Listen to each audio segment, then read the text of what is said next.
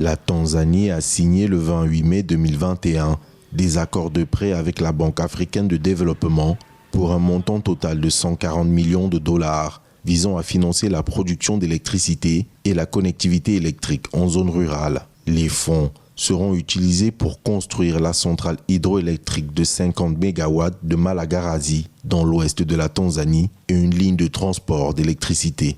Le projet vise à fournir une énergie renouvelable fiable aux ménages, aux écoles, aux cliniques et aux petites et moyennes entreprises de la région de Kigoma. Le projet hydroélectrique est l'un des 6 projets d'infrastructure de transformation d'une valeur totale d'1,12 milliard de dollars que la Banque africaine de développement a approuvé en Tanzanie au cours des 3 dernières années.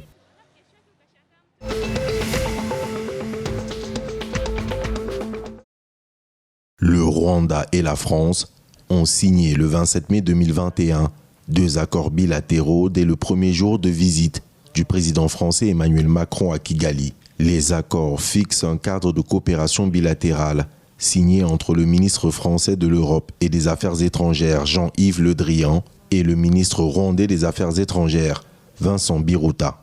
Les 2 pays ont également signé un accord pour le développement du sport et des talents qui a permis au Rwanda de recevoir 1,5 million d'euros, environ 1,84 milliard de francs rwandais, pour le développement du sport et des talents. Les 2 accords ont été signés lors d'une conférence de presse conjointe. Les accords ont été qualifiés par les 2 dirigeants de nouvelle aube pour les relations que partagent les 2 pays.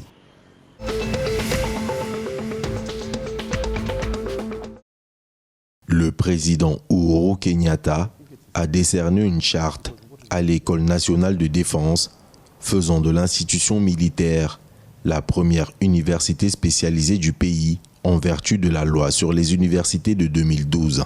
La nouvelle université de la défense nationale au Kenya offrira une formation universitaire et post-universitaire aux dirigeants locaux et étrangers, militaires et civils, sur les défis de sécurité actuels et émergents. Outre la formation des chefs militaires, le président Uhuru Kenyatta a déclaré que la nouvelle université de la défense nationale au Kenya posera les bases qui permettront aux forces de défense du pays de contribuer davantage aux besoins civils internes tels que la réponse humanitaire.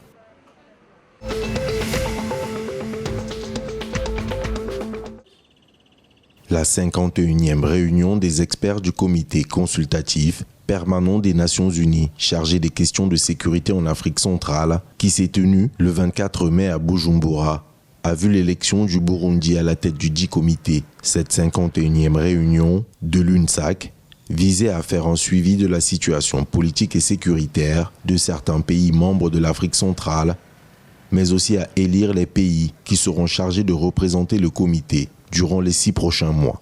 Le Gabon assurera la première vice-présidence et l'Angola la deuxième vice-présidence. Le Burundi vient de succéder à la Guinée équatoriale qui était à la tête de ce comité constitué de 11 États membres.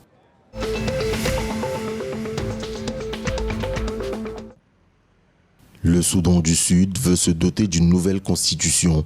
Des travaux en ce sens ont démarré le 25 mai 2021 visant à rédiger une constitution finale dans le but de consolider une paix fragile près d'une décennie après son accession à l'indépendance. Le président sud-soudanais Salva Kiir a présidé la cérémonie qui a lancé le processus, ceci dans le cadre de l'accord de paix conclu avec son rival Riek Machar en 2018. Le Soudan du Sud a été régi par des constitutions provisoires pendant les années de guerre civile qui ont suivi son indépendance en juillet 2011.